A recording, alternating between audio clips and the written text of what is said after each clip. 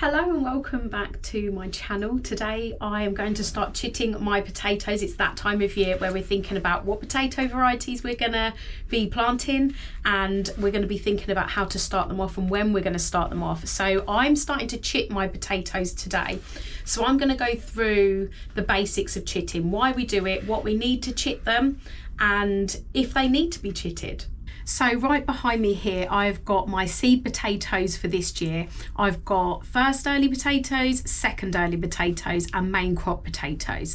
Now, the difference to all of these potatoes is when you plant them and when you harvest them, and also what sort of potato they are. So you've got your first earlies, which are your salad potatoes. They go in first around the end of February, March time, when the soil is starting to warm up. That, depending on where you are in the country or in the world, that will vary on time, but it's that sort of time when the soil is starting to warm up and there's less chance of any damage from frost. Those first early potatoes are the ones that only take 10 to 12 weeks to form. So you will get your tubers, you'll get your potatoes in about 10 to 12 weeks. Some of them are even quicker than that. The varieties such as Rocket can be really, really quick. You've then got your second early potatoes. They go in slightly later. They're going to go in March to April time. They take around 13 to 15 weeks to develop their tubers and be ready for harvest. So they're going to be ready around June, July time. You've then got your main crop potatoes. These take the longest time to develop. These go in around April time. They take 18 to 20 weeks to develop their tubers and be ready to harvest. So you're looking at August to October time for harvest of these varieties. So we've gone through the different types of potato, the first early, the second early, the main crop, when we plant them and when we harvest them. That sort of does make a difference on the chitting process and whether you need to chit them. But I think first it'll be good to go over what is chitting and why we actually do it. So chitting, in a nutshell, is the sprouting of the potato. So your seed potato is what the potato plant actually grows from, and these little shoots here, which is what the chits are, this is what the plant will be. So these are the shoots of the plant that will come up out of the soil. So let's talk about the first early varieties first. So these are my first early potatoes. These are all in an egg carton, and that is all chitting is. All it is basically putting them in some sort of container in somewhere that's cool and somewhere that's got light, and that is so that when the potato starts sprouting, it's not looking up for light. So you know what happens when we've got our potatoes in the back of a cupboard, we forget about them, we go in there and they've sprouted these long white shoots.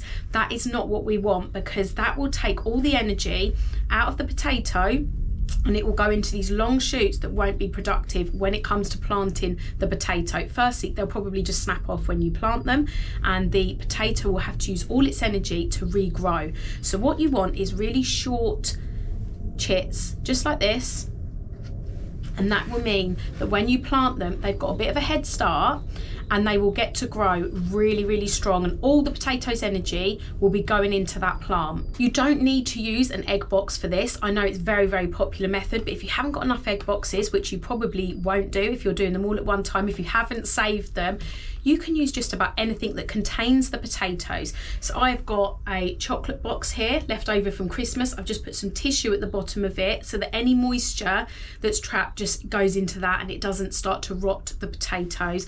And I've got something that you would just buy fruit. I think this might have been some grapes or something in this. And again, I've just put tissue at the bottom.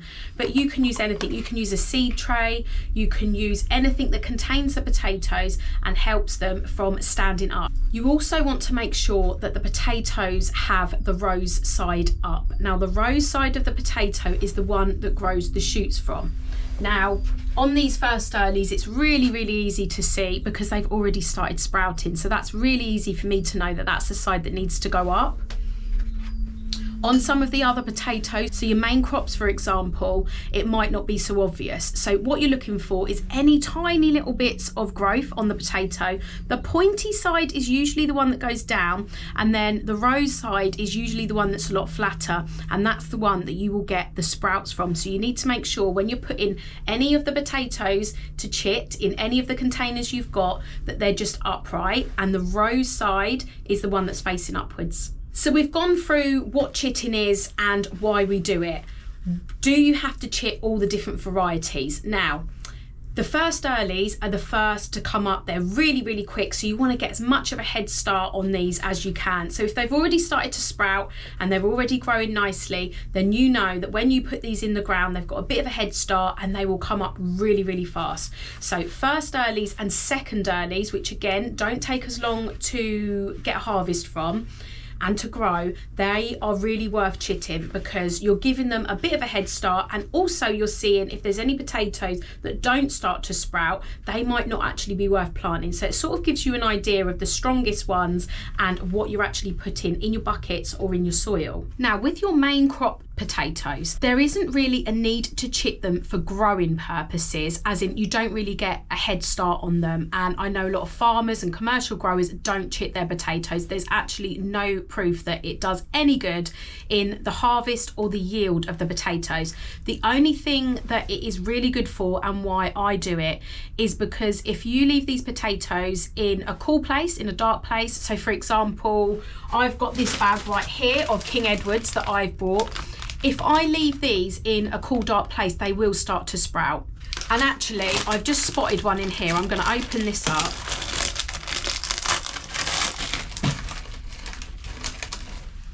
And if you have a look here, that has already started to sprout. So what happens is that potato's ready to sprout and it is looking for the light. So if I left this in a cool dark place, this would just find the light. And that is what I was talking about when I said you leave your potatoes in a cupboard and you look in there and there is like a meter's worth of shoots coming up. That is what will happen with these. All the energy of this potato will go into a long white shoot, which is just no good to anyone. We want that to start growing properly when it's in the ground. So what I will do with these, exactly the same as the first and second earlies, I will put them in a container like this, and I will put the shoots up, and then they will grow nice, strong, dark shoots that will be ready to plant in a couple of months' time. They will be a lot stronger, and I won't have all of those really, really long shoots that are probably going to break off anyway. Now, if I do see any of these like that one's not too long, to be honest, so I'll just leave that on there. But if you see any really, really long ones, just break them off, because that's just going to take all the energy out of the potato, and you don't want the potato putting in all that energy now before it's even started growing. So once you've got all of your potatoes in their containers, make sure you label them. So as you do one variety, just put a label on there, stick something in there with exactly what variety is and whether it's a first early, a second early, or a main crop. I always think this just makes it so easy, because some of the names I don't actually remember, especially if I'm trying a new variety, which variety it is. And I think you can just look at it at a glance and say, right, that's this variety, it's a first, second, or main crop. I know exactly when I need to plant it, and it just keeps things really, really organised. The last thing that you need to do is decide where to keep them. Now, they need to be in a light place where they get lots of indirect light. It needs to be nice and cool with lots of airflow, so no cupboards that are dark, and nowhere in direct sunlight as well. Now, we are in the UK here, so the chances of direct sunlight is pretty limited, but nevertheless, you do need to think about that. So if it's somewhere that can get really, really hot, the potatoes may actually dry out, so you really don't want that. So just think about the location of where you're going to put them. I'm going to put mine here in my unheated greenhouse, and they're all just going to be laid out on the bench here. They're going to be chitting away until I am ready to plant them. I hope you found this video useful. Thank you so much for watching today, and I'll see you again soon.